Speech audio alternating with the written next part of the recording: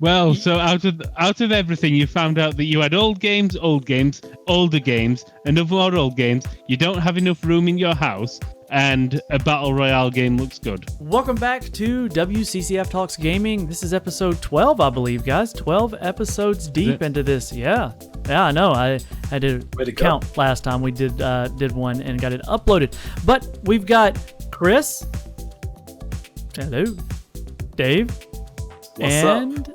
Alessio. And we've got some pretty good topics this go around. We're gonna probably gonna go for a minute, so if this lasts a little bit longer than normal, well, settle in, get comfortable, and enjoy, because we're gonna talk about some of this RTX stuff. The big Ampere announcement was a few days ago. We've also got Nintendo is rolling out some new stuff. Well, new old stuff with some new stuff. Chris has some complaints. He's wrong, but he still can have his opinion. I'm not wrong. I'm never wrong. Yeah, you can tell everybody later just how wrong you are. No. And then I've got some complaints regarding Sony and some things that just aren't making any sense. And you know what? We're just going to wrap up by talking about what we've been doing lately, what kind of games we've been playing, what we've been sinking our teeth into in our own free time, what little bit that is. So we're going to let Alessio kick this thing off with the RTX news. Take it away. What you, Dave? Well, yeah. Thank you, Kit. And as you well know, it's been an absolutely huge event for NVIDIA, and there's just a lot of things to unpack. But from a gaming perspective, many are wondering if it's better to just wait and pick up one of these new Ampere graphics card for PC rather than going with the next generation consoles, because actually the latest rumors on next gen console pricing is also that they're going to be pretty high, between $500 and $600 probably. Well, and with those cards that were announced, weren't the consoles targeting like 2080 Ti level performance, which sounded great for last gen, but the 3070 for $500 is also targeting 2080 Ti performance. Yeah. I mean, it's also the increase in teraflops. I mean, if we went by teraflops, there will be no competition, frankly, because I mean the most powerful next gen console, the Xbox Series X, in terms of teraflops, it's got 12 teraflops, and the weakest RTX 3000 series cards has 30 teraflops. So it's just a huge, massive jump, and also it comes with DLSS, of course, on top of that, which actually it makes the flagship card, the new flagship card, the 3090, actually the world's first 8K gaming GPU, which is absolutely insane, if you consider it, because It does it ultra wide. It does. It does ultra wide. I mean, it's let's just put it into perspective. I mean, this thing does run Destiny 2 at 8K and 60 frames per second, and that's without the DLSS, because the game doesn't have it. So it's just insane if you think. I think the real thing is that is something I've been saying on practically every podcast now. The consoles aren't going to match up to the PC. They never have matched up to a PC, but they're so far behind now. You think so? Just from the announcements now, they're already they're pale in comparison to the new NVIDIA announcements. Well, I mean, now, admittedly, the consoles, they are, closer to the metal. They are very specifically designed. They're not general purpose. Yeah. I don't feel necessarily negative towards what they may have to offer, but I think in relative performance to what was on the market and then what's about to be on the market, I think it's going to shift that that perception a lot, because we have, while the reviews aren't out and we haven't seen the actual numbers, if the 3070 is $499 and you can get an AIB partner for less than $600, we all know that a gaming computer costs more than a console. It always has. It really always will, unless you buy a bunch of secondhand parts, and even then, well, I mean, people are hawking 2080 Ti's for $400 right now, like morons. I'm not gonna lie, tempted to pick one up for myself just because I don't think they're gonna stay at that price for very long. I think people are a little bit over ambitious with trying to dump them, but let's say the 3070 matches 2080 Ti. All these games that are coming out, I don't know if you guys, I'm sure you guys have noticed, you guys keep up with the console side a lot closer than I do, but it seems like the messaging towards the ray tracing and all of these next gen visual features are kind of, they're not as front and center as they were. They were in the first part. Like when these consoles were first coming out, it's, oh, they support all these things. And now it's like, well, that's what me and you were speaking about earlier on today. Quite literally, the messaging's just veered off.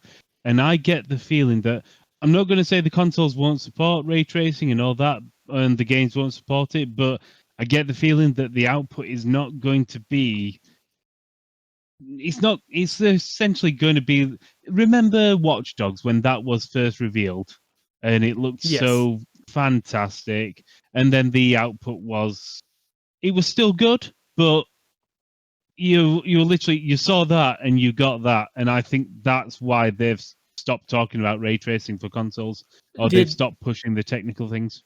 Well, you're talking about the bullshot, that we got back in the day. I wasn't going to say that, but yeah, the bullshotting. Has that happened with Ratchet and Clank so far? Because I've seen claims of it, but I haven't. You guys are again paying a lot more attention until we get our hands on with the game. We don't know. Exactly. It's been gameplay, so yeah. To be fair, with what we've seen from Sony first-party games, from trailers going back years now, they've been pretty spot on. Mm-hmm. Back at the PS3 generation, Killzone 3? Not so much. Killzone 3. Yeah. PS4 era though, it's like multiple times during the last console generation, we've had first-party PS4 games, which I've said to myself, I'm not sure this trailer's real. Yeah. I'm pretty sure I did it for Horizon, and then I saw other people do it for God of War, and of course The Last of Us Part 2. And it got to that point for me where I was like, I just believe them now. So when I see Sony showing off first-party stuff, I believe it. I also said it for Anthem, but that just proves that it doesn't matter how that's the game looks compared to what it plays like. Anthem still looked good. Yeah, exactly. It looks good. Plays like ass. But I mean, Dave has a point, I think, because of course the hardware performance is very important, but at the same time, I mean, the skill of the artists in terms of designing the artwork is absolutely important as well, and that's demonstrated by Sony's first-party studios. Because if you see the games like Ghost of Tsushima or The Last of Us Part 2, or God of War back then, Spider-Man, and even of course Horizon. I mean, frankly, it looks like they're punching above the weight of the console they're running. Ghost of Tsushima certainly does, and that is just down to pure fantastic art style. But the game that Keith mentioned, Ratchet and Clank, that's never going to be the ultra hyper realistic visuals, and that's what sets it about. It's colorful, it's attractive, it is the game that it can draw you in. It's stylized, and the last Ratchet and Clank is still great. Say again, Dave? It can be done with less polygons. Yeah. Yes. Like I said, it's stylized, and therefore I feel like Ratchet and Clank is a super good tech demo game. And I think we've seen that with the SSD and the traveling between worlds. Yeah. But also, pretty much everything you do in that game when you're shooting is like effects and lighting and particles are just bouncing all over the place. And it's because they can get really nice looking lower poly models than something like Ghost of Tsushima, and then just spruce it up to the max with RTX and all the effects. Having said that, on the subject of RTX on consoles, I do kind of feel like the really, really big games, the games which are going to like push the consoles to the limit, might have to back away from RTX. Quite frankly, you mean ray tracing effects? We keep saying RTX, even though it's an NVIDIA fucking. Yeah. Hey, they got that marketing. You got to give it to them on that one. Well, that's it. It's their baby now. Yeah, so we're talking about ray tracing on consoles, but like I don't necessarily feel like the biggest, most demanding next-gen games are going to do it. At least maybe not multi-platform. Maybe you'll be able to squeeze it out of Xbox Series X, but maybe not PS5. Depends how when we can see them and get our hands on them, we'll know more. Yeah, even Cyberpunk's not getting it up front. Yeah, exactly. Yeah, true. Conversations we've seen thus far, it's like from slightly older games, like Control, like The Witcher 3, and I have nothing against that. I think they're going to look great on console with those. But those are like current gen games being brought up to next gen with those elements. Which I mean, the console versions are getting getting current PC support, kind of thing. They're getting caught up with games of. Because like Control already has all that on PC, so the consoles is just getting lifted up. They're everybody's getting a better experience. I've not met anyone yet that sat down and played Control with all of the bells and whistles going and didn't say, "Whoa." Yeah, I can understand that. I'm anxious to see it on The Witcher 3. Even Fortnite. Yeah. Fortnite seems interesting because Fortnite's getting full RTX suite. Look, the water in Fortnite looks like dog water, like dirty dog bath water. So if you can get something kind of, even their screen space reflections are terrible in there. So I think it's going to be cool. I don't play Fortnite personally. Like I know there's this big event going on. Neither do anybody on iOS now. It's right. I don't know. It's cool to see it come in. I think it's weird when it comes to games like Fortnite, but again, it was weird when Minecraft got it. But so pretty. It's though. like you can polish up a block. That's it. They do look nice for what they are. Speaking of polishing blocks, did I get your attention with that? I'm interested. Nintendo makes a lot of blocks that gets burst. So who wants to take over the big Nintendo announcements? They announced a good bit this week. Yeah, well, Dave's the Nintendo boy, so... Dave, tell us what we get. Let's skirt around Chris's issues just for a moment. We got a big Mario Direct at long last, celebrating the plumber's 35th anniversary. He needs to be put behind the garden old shed. Mario games. We get even older Mario games. We get an old Mario game, but a battle royale, and then we get an older handheld and a bunch. Yes. Of what else could you? Okay, that sounded bad actually. Something new. Something new, maybe. No, something new. Mario Kart Live Home Circuit, where you have little toy cars and you drive around your own little circuit. And I do not have the room for that. Uh-oh. So anyway, I am very excited.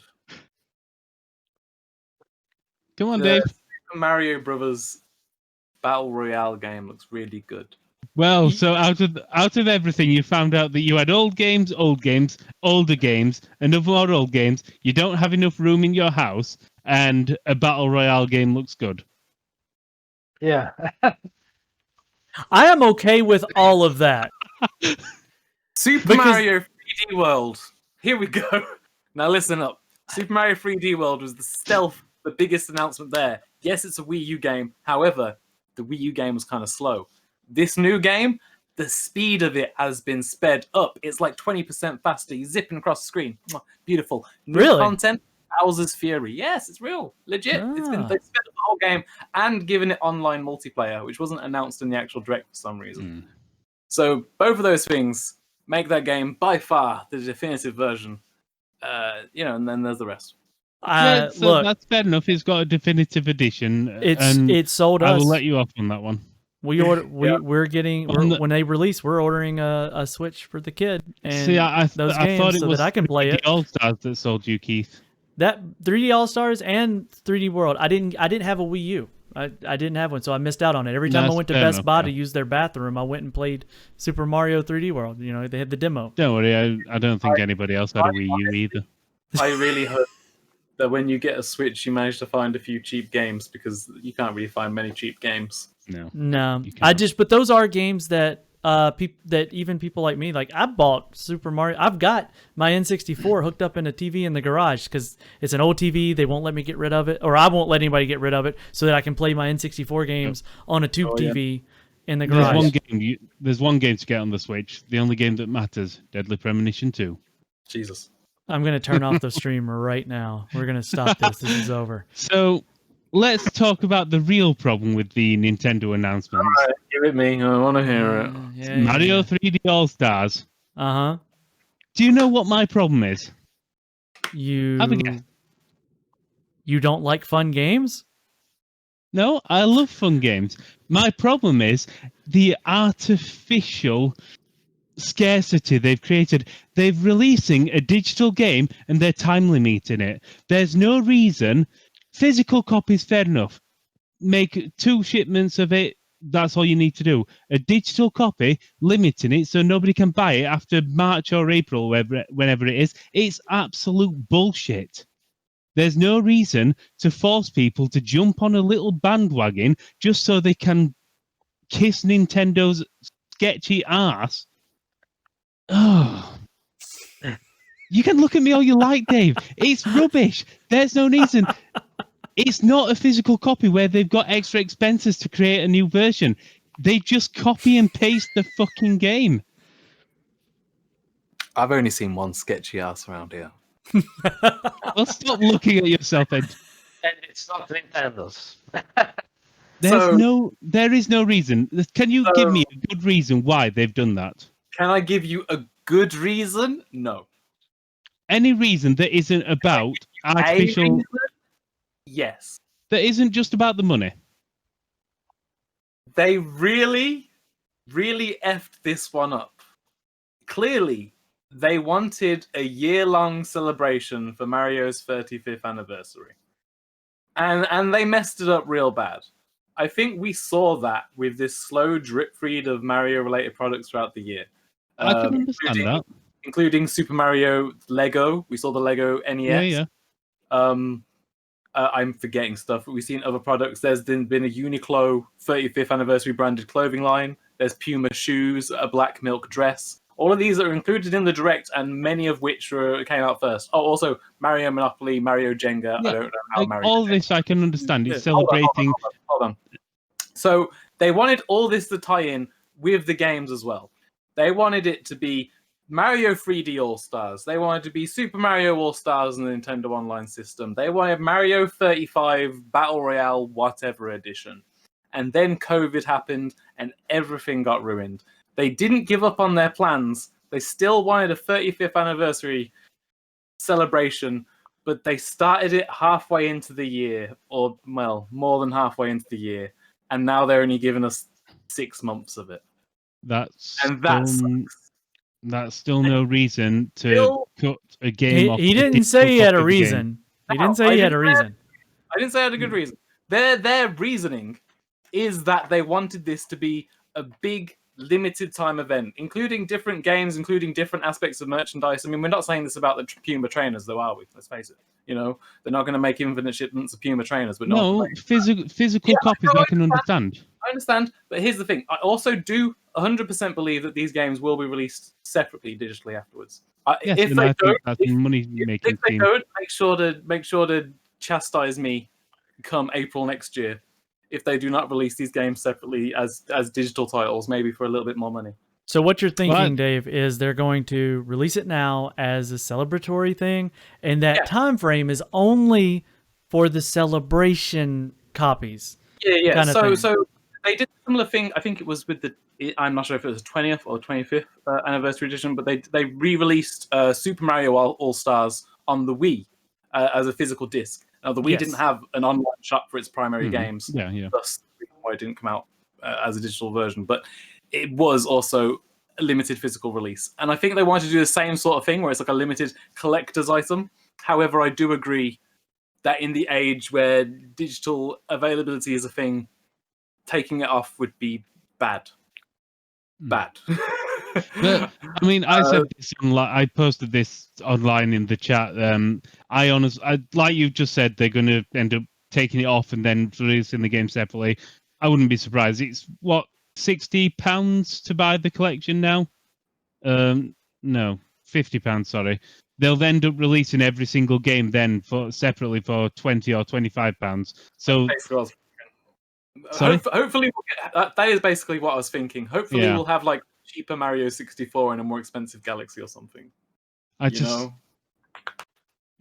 shady. I don't blame you for buying it. I blame Nintendo for pitting people against each other. Every shop you look at now. I think the people that are going to want it are going to buy it within that time window anyway.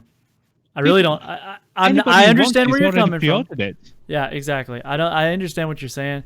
And honestly, here's the thing, and I'll look at it from I'm going to go from a purely business standpoint. Is they're not a charity. They want to sell copies. They want to sell copies. How do you get more people excited to sell copies? Is you make a little bit of a scarcity. I understand that even in the digital age, but how many places will give away copies of stuff while supplies last? And the supplies is digital copies. Yeah. There's licensing. There's a lot of things, but it's Nintendo. They own the license, so they're not getting it. Yeah, I'm gonna say it doesn't count there. Yeah, I'm not that's not an in defense of Nintendo, but it's I mean, everybody likes to make their hype, and everybody's got a different way of making it. And the only time I'm going to come back and say that this was a horrible plan and terrible idea and they're wrong for it is if they don't subsequently release digital copies after the fact. The problem I've got is that you're going to see scalpers, and this is what pisses me off. With I'm going to get like 3 copies. Yeah, everybody in my house pre-ordered one. We're going to sell 2.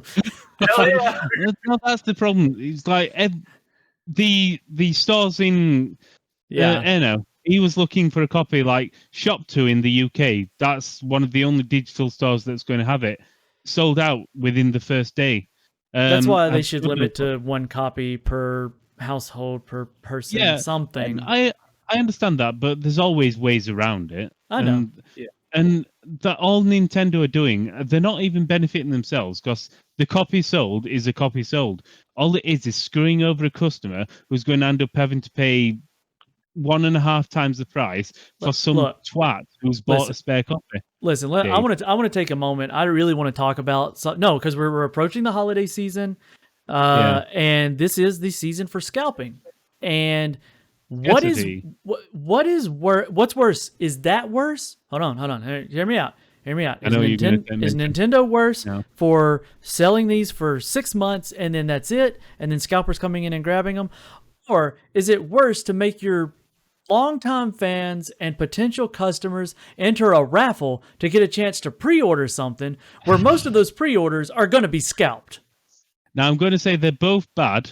At the moment, Nintendo's worse simply because a digital copy of a game is infinite. We don't know how many copies of the PlayStation 5 that Sony have actually been able to manufacture. Oh, so you already knew what I was talking about. See there? I knew exactly. But the simple fact is that Sony's making a console, and they've had COVID, the warehouses have been closed, or the supply chain's been limited. Nintendo, there is no supply chain for a digital copy of a game. Is there not a physical copy? Sorry? Is there not a physical copy? Yeah, I'm saying it's fine for the physical copy. Keep the physical copy limited, just for for that many. The digital copy of the game should not be limited to a time. That's all I'm saying on that front. But on the plate, I think we can all agree that when the game gets removed from the store, whether or not it gets replaced quickly by digital versions will be the decider. Yeah, it will still be bad. Oh, shut up, Chris. Right. let's talk about having to enter a raffle to get a console. It will still raffle. Be bad. I refuse to kiss the ass of Nintendo. You know what? What about the raffle? But anyway, PlayStation is still bad. PlayStation is still bad. You shouldn't have to prove your worth to a company. If you want a console, just go to the store and pre-order it. Sony should not be having a raffle just for the United States as well market. Just so you can pre-order it. And there's no certainty that if you even win the raffle to pre-order, it's like when I hear people say, "I won the bid on eBay." No, you bought it. Yeah. You may have won the bid, but you didn't win the item. This is essentially Sony saying, right, you think you're a fan of us, are you? Right. We're going to have a look at what you've bought on the PlayStation Network before, how long you've been a subscriber, everything else, and we might think you're good enough to have a console. You can buy one later when we've finally got more copies, but for now, you peasants can fight. I'd flip that thing so hard it'd make its head fall off. And it's wrong. It is wrong. I'm not going to defend Sony on this because it is wrong. There's no reason. What you do is you ship the consoles out, you ship it to the stores, Best Buy, Amazon, wherever. They've got so many copies. Battle Royale in the streets. Yeah, just have people stab each other. I don't give a shit. Guys, did we not hear recently that there were so many of these consoles that they were going to be falling out of the trucks?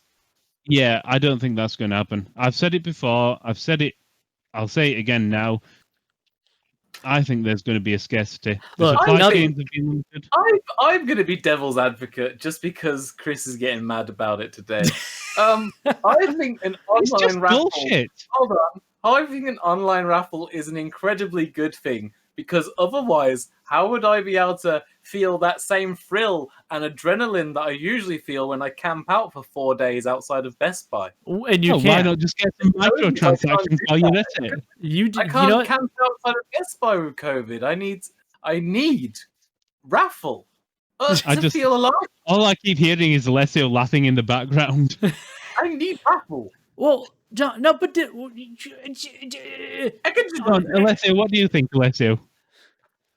I mean, it's it's clear that it's not good. It's not a customer-friendly way of doing it, of course. And what do you think about Sony as well as Nintendo? That's what he was talking about with Sony.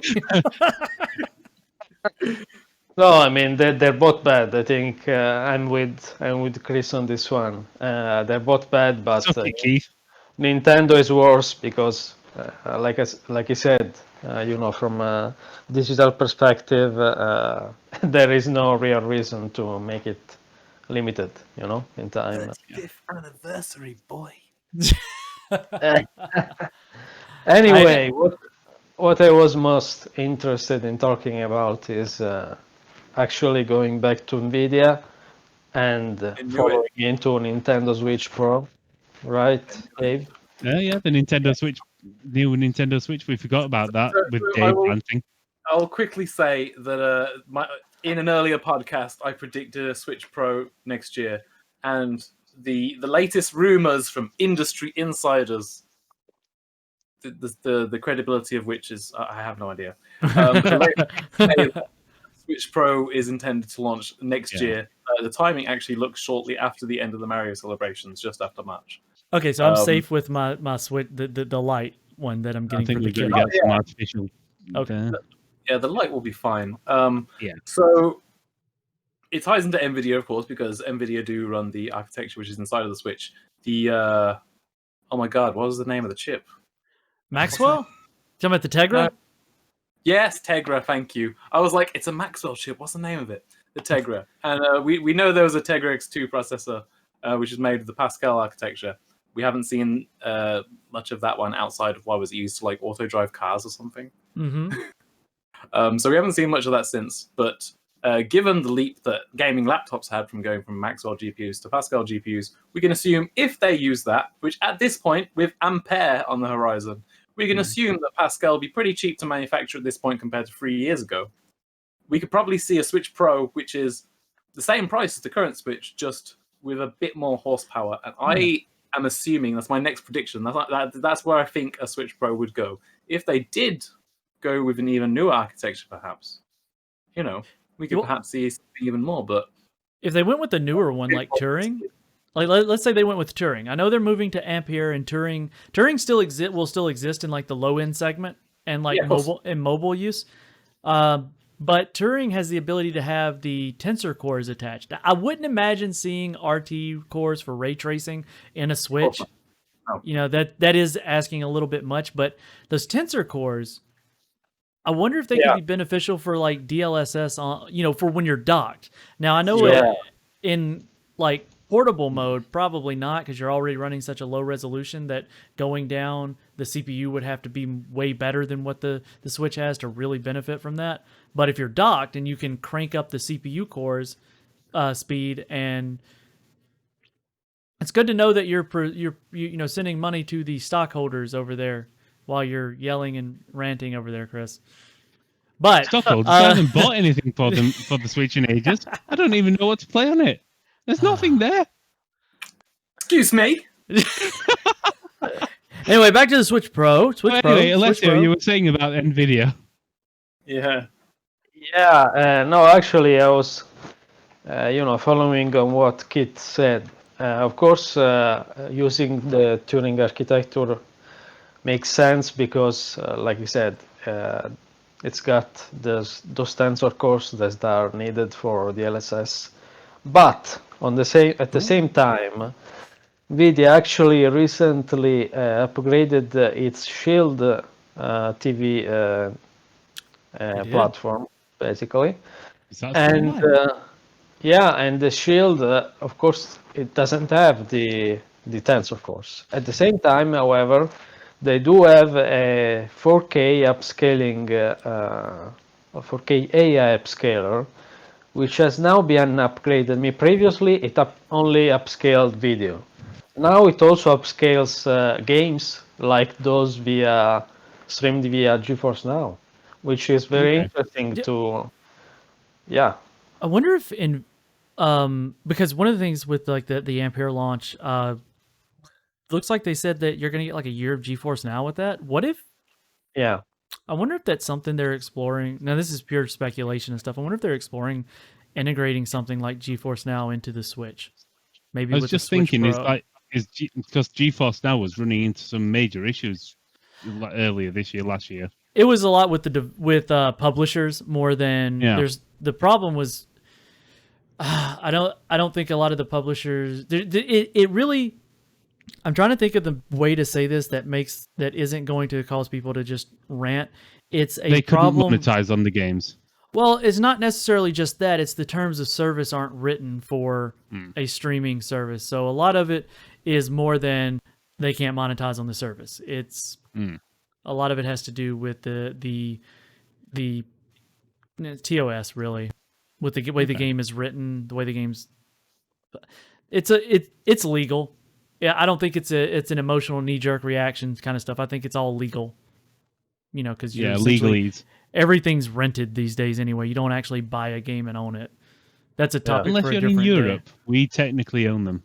Yeah, or you get it from Good Old Games. Then it's yours. What I'm wondering as well, Kit.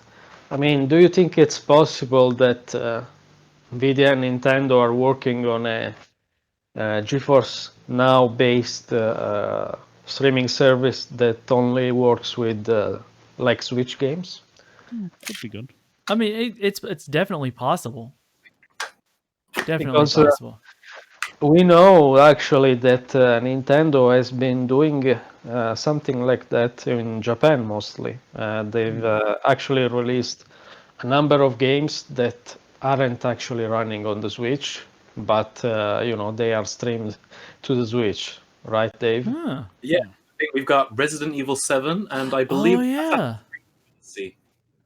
You know, it wouldn't surprise me if it's not necessarily an NVIDIA service, but NVIDIA is doing the service with Nintendo. Yeah. For like higher end games that maybe not be able to run natively. Yeah, but also it's kind of a weird position because, of course, gamers in Japan are more handheld focused than other regions. Like the PS Vita, for example, did super well there compared to every other region. See, not so good here. I like the Vita. Yeah, it doesn't matter how you felt about it. Yeah, you can like it all you want to. It's just nobody bought it outside of Japan. Yeah, home consoles don't see as much success. Like Sony do well, Microsoft don't do well at all. And when you think about the general population, not as many people are buying home consoles. Like Sony do roughly as well per population there as they do here, but they also have to compete with Xbox here, which gives you an idea of how many more home consoles being purchased here. Whereas Switch, PS Vita, etc., are doing really well in Japan, so it makes sense for these games, which are, of course, online only, to actually also work. But then that also brings into fact that Japan's internet infrastructure is really unified and really good. And that is a big reason why it hasn't come out internationally. I do wonder if what NVIDIA is doing with GeForce Now could mean that we see more of that overseas. But it worked. GeForce Now works great. Like it's always interesting when you say when it comes to Japan, as you say, mobile games do better. But it's a simple case that when you look at the charts there, the market just isn't as big. The top game a few weeks ago was still Animal Crossing, and that was 105,000 units. Still biggest game, isn't it?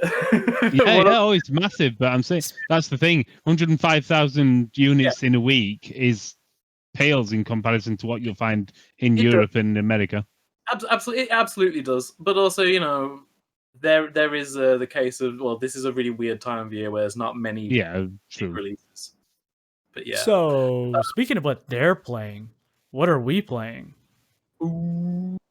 Unless Alessio wants to just keep talking about NVIDIA first. I don't know if he was finished. What are you playing? I want to know. I do too. I'm really curious. What are you guys up to? Alessio, what have you been playing lately? That's not an embargo.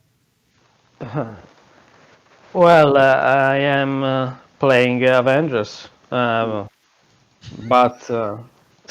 I don't think we want to talk about that. No, it is.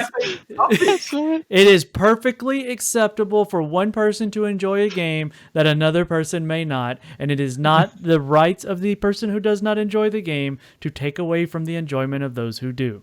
Unless it's Chris, in which case we'll take it. Chris doesn't get rights. Chris doesn't get rights. Don't all. In fact, Alessio's on my side today. I don't get ganged up on today. Yeah, I'm glad you're enjoying the Avengers, Alessio. That's what matters.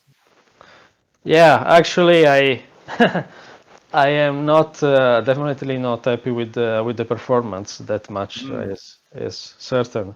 I mean, actually, no. The weird thing is that the open beta actually ran better than the final version. I don't know why. I've heard that. It's weird, and I don't know. I was hoping that NVIDIA will publish like a game-ready driver, but they haven't. They haven't. I don't know. It's why. But actually, the campaign. If you also watch some of the impressions that have been posted on other websites as well, the campaign has got a pretty good reception so far. So it's although I mean it. Honestly, the developers they've got quite the track record with Tomb Raider, so it's the campaign is pretty. Yeah. I've heard the campaign's good, but the multiplayer's a bit just grindy as hell. That's how it felt to me. I would probably pick this up once it drops under $40. Yeah, I'm the same. I'll probably buy it when it's cheap. I won't buy it. No. What have you been playing then, Dave? Or have you been actually, Alessio, have you been playing anything other than Avengers? Yeah, I have. I mean, it's I cannot talk about the my actual impressions, but yeah, I've been playing the new DLC for the Outer Worlds. Okay, yeah, I'm gonna say that's usually you can mention the game, but yeah, as long as you don't actually tell me it, so tell us about it. You can't do that. You can't do that. What is that game? What is this? The Outer World? The Outer Worlds. Oh, that game. The that one. I hope the DLC is longer than the game was.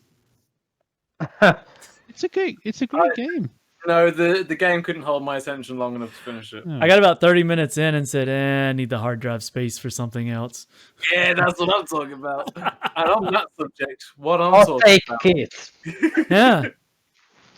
No, I mean, it's a solid RPG, but yeah, there is something missing. I mean, And I'm talking about the main game here, so just to be clear. But yeah, it's. I mean, even the combat is weird because, like, even on hard difficulty, like you, every encounter is over in a matter of seconds.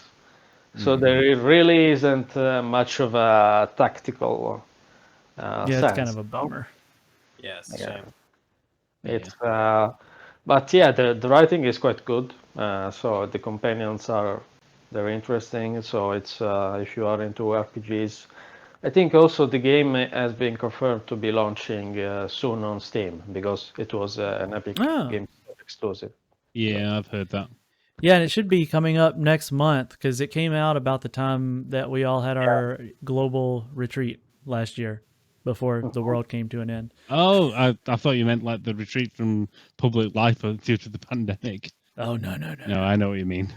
Well, when you got stuck in Heathrow, I know what you mean. That's what I was playing. Maybe that's why I have a bad taste with that game. It left a bad taste. It was the only game I had downloaded and could play on a laptop, standing there for 8 hours after no sleep for 18 hours. Well, that's your own fault for standing up. You should have sat down.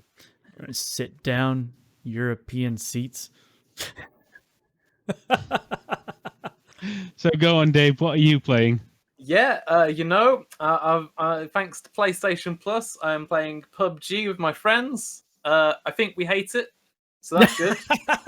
I got a win on solos, duos, squads. Now I can stop playing it forever. That's good. Yeah, I did see you post that on Twitter. Yeah. Win. Very proud of it. Like, it all happened in the matter of like a day, so I was like, yes, now I can just stop. I did go back. I went back to the classic Street Fighter V and got the Platinum Trophy at long last, just before it came out on PlayStation Plus. Play me. I suck at it. You can see a review for Ari and the Secret of Seasons on wccftech.com. It is a game with some really excellent ideas and some terrible, terrible execution. I was going to say, I read the review because I got caught and I said, oh, that looks interesting. And then I said, no, it doesn't. Yeah, like performance. Well, that's all right then. It actually gets better as the game goes on, but the very first area, there's like heavy snowfall. It's like a 2D snowflake effect, and as you move, it just sort of flies into the camera, and it's an unlocked frame rate, goes up to 60, of course, and the screen tearing going all the way, and I'm walking around and moving the camera. I don't get motion sick and look, stuff. I just want to say, I know last time I went on my tirade about frame rates. I will take a locked, motion blurred 30 FPS over tears any day of the week. Yeah. So that's exactly what I thought playing it. I was like, if this game has this sort of performance on the PS4 Pro, then I sure as hell hope the base PS4 has a locked 30 or something, Yeah, I thought it was a Switch game. Yeah, it is available on Switch. Okay, when I scrolled through and I looked at the screenshots, I was like, PS4 Pro, that looks like a Switch game. I thought it was for the Switch because I was considering it.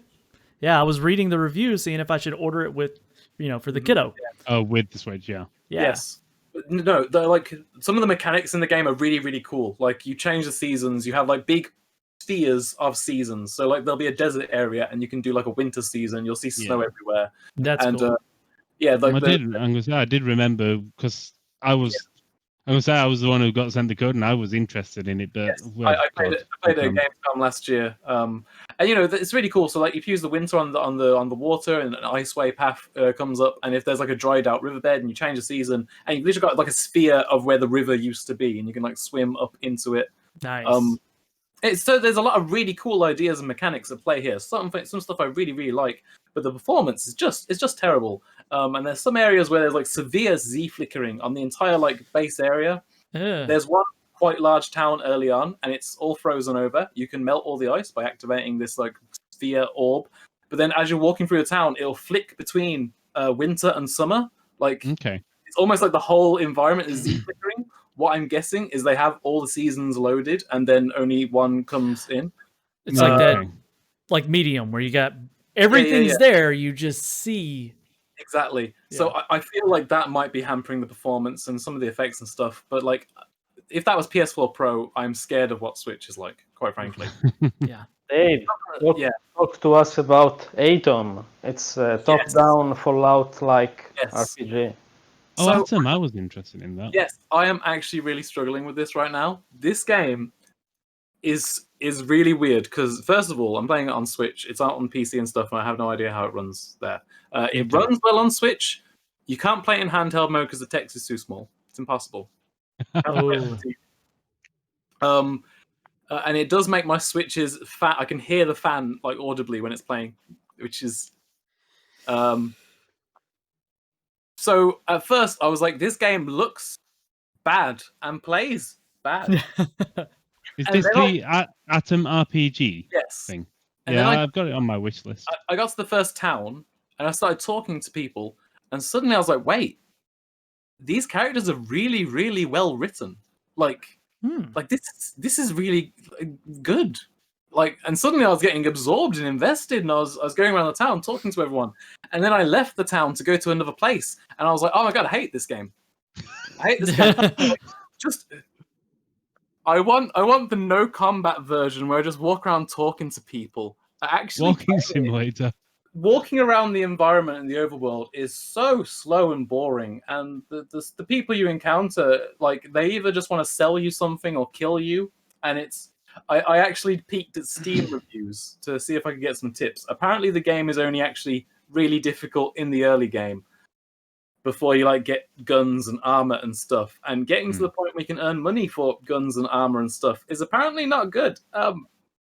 So I'm really, really torn because there's this game of two halves at play here. Half of which I think is really compelling, and the other half I do not like.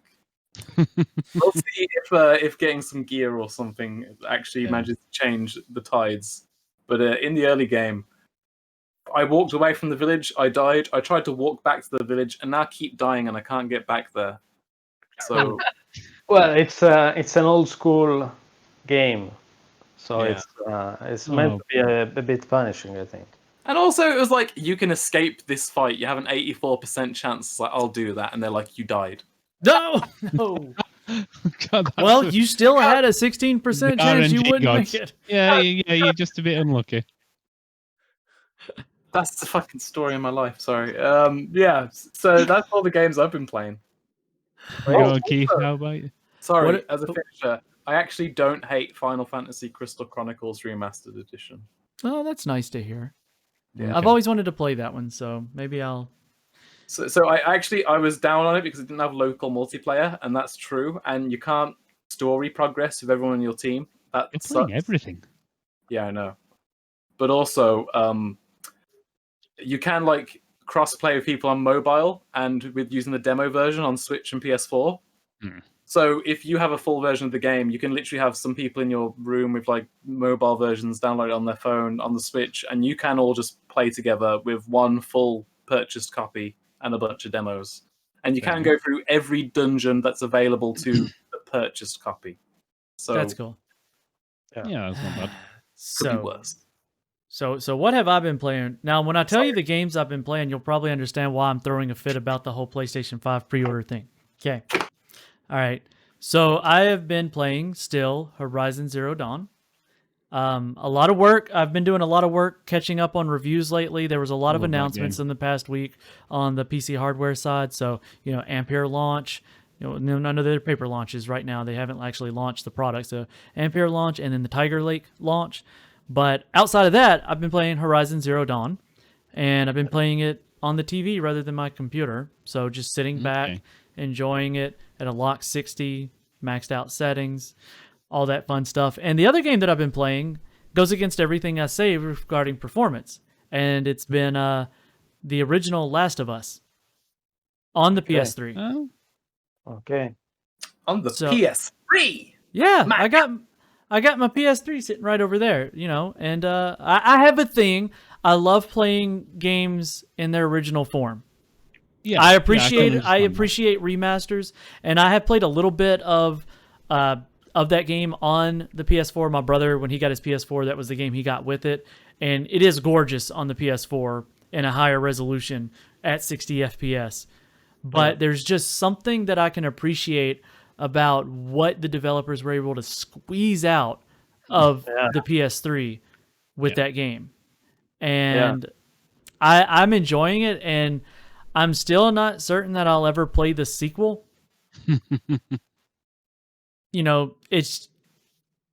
I've not nothing against it. I just, knowing what I know about it, I'm like, maybe when I finish this one, I go, I still want to play it.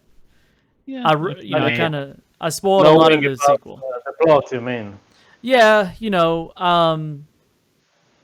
I don't know. I haven't made up my mind. I still haven't been sold on this one. I am enjoying it, but I don't know how far I'll carry it. But I do know, like I said last time, this was the only generation where I didn't get one of the Sony console and only got an Xbox, and it's the first time that I've ever really felt like I left out. That I feel like I've left a lot on the table, because literally all the games that came out on the Xbox One that I wanted to play, I now own on PC. Yeah. And my Xbox just kind of sits there. I have Game Pass.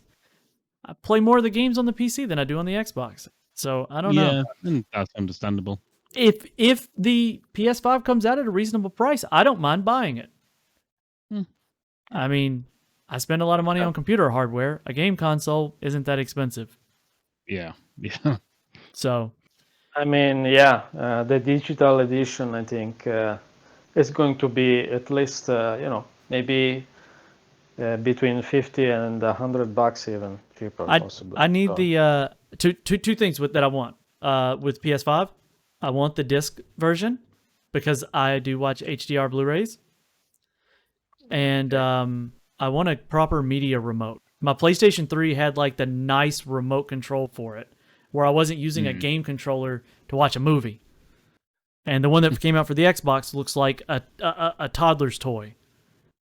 Yeah. So, okay, I'm done. It's actually insane how bad it is controlling videos with game controllers. It's so bad. Why is it with something with so many buttons makes it so much harder? Like, oh, you skipped. I meant to fast forward. Now I'm 3 chapters ahead. Yeah. Actually, Kit, if you let me, I'd like to say something about The Last of Us. Go on. Actually, Go for it. I'm not sure if anyone here has played it. Maybe Chris, Dave. No? I've gone through it with my girlfriend, but her hands are on the controller, not mine. But I've seen it all. Yeah, well, I don't know, because it's been very controversial, as you know, in terms of the plot twists, I'd say. But actually playing it, I think, I hadn't actually read anything before playing it, and I think they have done an amazing job. I mean, it's in many ways it redefines storytelling for gaming, I think, because you go from a certain perspective. I mean, we all know it from Alice's perspective, of course, and then you are totally sold. They actually sell you on her perspective, but at the same time, when you get to play with the other character, and you actually go through a series of flashbacks, and you actually get invested into her friends, her little town, her little space. I mean, you actually, I shifted my perspective on the whole thing, and that's not really something that games do a lot. So it's it certainly isn't what they do a lot. I wouldn't say it's completely out there as in the first game, but yeah, I've not played it, but I've essentially watched the story, because I have no intentions of playing it for probably until the PS5 comes out. Yeah, because it'll just be backwards compatible. Yeah, I want to play Gears of God of War. Oh, Gears of God of War. Gears, yeah, God of War. Okay, I've got multiple things to say. First of all, we'll go Last of Us. So, like I said, I watched my girlfriend play the entire thing, so I didn't miss out on anything other than having my hands on the controller. And to be honest, you play one Naughty Dog game, you played them all. I understood what was going on. Yeah. And I think it almost pulls no spoilers. It almost pulls a Metal Gear Solid 2 on you when it comes to perspectives, like as Alessio was talking about. I love that twist on MGS2. It almost is up to that level, you know. Like it's a fair few years removed now, but it really is good, and I think it does a lot of things really, really well. I'm not sure it necessarily sticks the landing, but it has some of the qualities that I would expect from Oscar. A studio that's tortured people to death while developing the game. It has the qualities of like a narrative that I expect from an Oscar bait movie, and even in some of the imagery and scenes, like there are a few things that will really stick with me after watching it, but it does feel pretentious. As if it's just overdoing it. Word, but that's but please don't take that as like a negative criticism, because I think on the whole, very, very good game, and one of the more interesting AAA releases from this gen.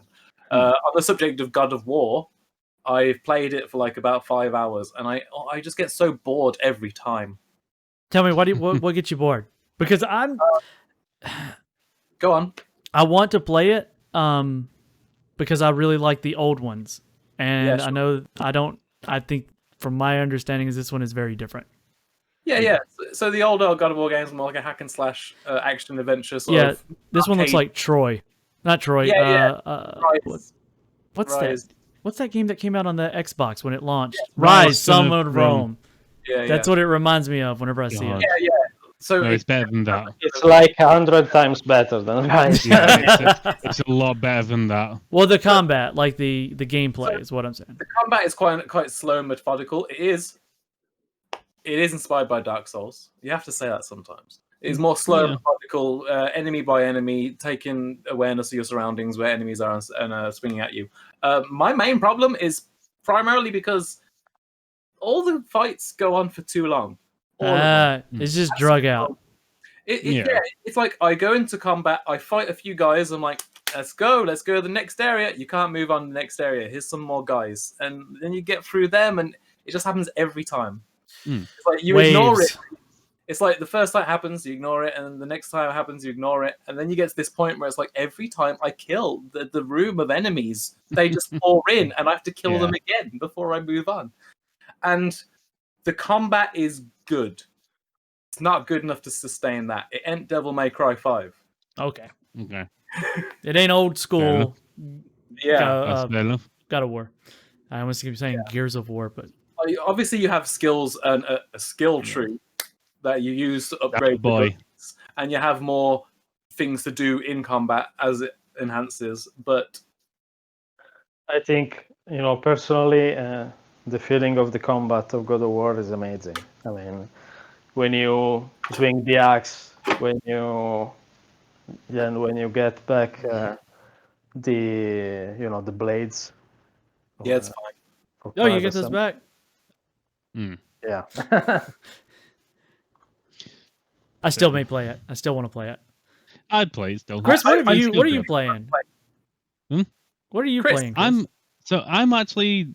I'm on a bit of a horror bint at the moment. I'll get to that in a second. But the other games I've been playing, Windbound, which the review's gone up today. The less said about that, the better. It had so much potential. It looks beautiful, but essentially I liken it to a picture of the Caribbean. The picture looks fantastic, but it's just shallow. It's just a picture, and so that's all puddle. Windbound is. Yeah, that's it. That's what you can say. It's a picture. It's a puddle. It's just there's no real substance to it, and that's all I'm going to say about Windbound. The other game I've been playing more Iron Harvest, which absolutely fantastic strategy game. Probably the best strategy game of its kind since World in Conflict. And I'd say that like World in Conflict and Company of Heroes, both fantastic games. It's got a story as well, which I really enjoy the story of Iron Harvest. And strategy games rarely have stories to them. And this follows. It's essentially just after World War One, when Russia tried invading Poland, and then there's some weird Europe-spanning conspiracy. It's fun. The characters are quite detailed. I enjoy them, and it has giant mechs, which is always good. But then it's the horror bit for me. So I've been playing just the press demo for Dark Pictures Anthology, Little Hope. I've played through that 4 times now. I've played through it enough now. I've seen everything I think I can see. But it's a supermassive game. It plays the same as every supermassive game, but this seems more open than Man of Medan was. And I like it. It's atmospheric. It can startle you. It can put you on the edge of your seat, and that's what I love about it. And then I loved Until Dawn. I think it's still their best game. Yeah, I don't know if it's going to be as good as Until Dawn, but it's certainly looking better than Man of Medan. And I did really enjoy Man of Medan.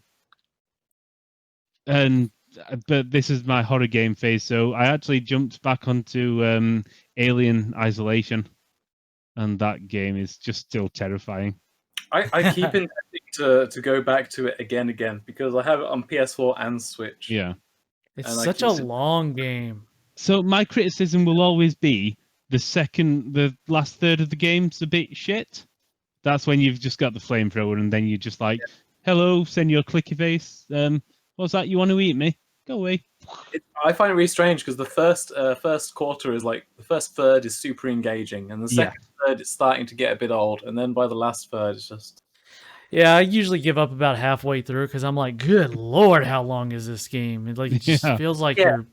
It's too much walking around for what it is. Yeah. Chris and Kate, did you try it in VR? Because there is. I haven't. No. VR to be fair, I don't know if I dare play the first third in VR. I will probably shit myself. Look, I am already a chicken when it comes to horror games. I'll admit it. The game Thief. I almost didn't finish the game Thief, the remake, because of the asylum part, where you're like walking through and like feet are running by the little. I was like, nope, I'm out. Bye. I actually had to like go and turn all the lights on and take my headphones off and play on the speakers with them turned down and turn the music off. And I was like, okay, there we go. I'm good. I'm good. Yeah, no, I don't do horror very well. I love horror. Horror games. No, I don't mind atmospheric, like whenever it's like that. But if it's the game like that's intentionally supposed to be scary, you mean startling you sort of thing? Yeah, I don't do that too well. You don't like jump scares? No. So because I get way too into it, I'm just like. Yeah, I'm not. Oh yeah, don't get me wrong. Same Little Hope. That's got some jump scares. I've seen enough of that. I'm not playing that. Yeah, you've seen. Well, I've got a video which will be going on the YouTube shortly. It's already there. Excellent. That means the preview can go up tomorrow with the video on. And then I've been playing tomorrow. That'll be yesterday when this is live. And then I've been playing the best horror game and probably the best game ever. Have a guess what it is? Come on, anybody? Crusader Kings 3. That's not a horror game. Sounds pretty scary. Scary to me. Yeah. Oh, come on. Silent Hill 2. I've gone back to the PlayStation era. Hold on. When you say Silent Hill 2, are you actually playing it on the PlayStation 2 or are you playing it on the HD collection? No, not the HD collection. They butchered that to hell. I was just making sure. Yeah, the original. I've just I decided to plug in the old console and be like, I'm going to scare myself to death now. There you go. That was actually one of the last like real scary games that I sat through and played. It's just, and not only that, it's got a fantastic story. It's atmospheric. It's psychological horror. It doesn't rely on just having big things jump out and try and startle you to death. You're on edge all the time. It's like, oh shit, I can't fight. Actually, Silent Hill 2, I remember with my friends. I think the single aspect of the game that always sticks out is the creature design, because Hmm. I mean the folks who have designed those creatures, they've got probably very twisted minds, don't you think? I think they need to see a Oh, yeah. therapist. Yeah. No, they need to get back together and make a new Silent Hill game. The original Team Silent, I would love it. I would love for that to happen. You know, at least we're getting Silent Hill music this year in the Medium from Yamaoka. Yeah, true. I'd say I'm gonna be. See, I want the medium. The second that comes out, I want it because again, I adore horror games. Who needs the medium to listen to Akira Yamaoka soundtracks when he did a song for Ninjala? You don't need it, but I just want the medium because it's horror. I like horror. Ninjala. Okay. All right, guys. I think that's a good wrap up point. We've kind of carried on a little bit longer than usual. So hope everybody enjoyed it. Everybody say their adieus. Adieu. Bye. Aga do.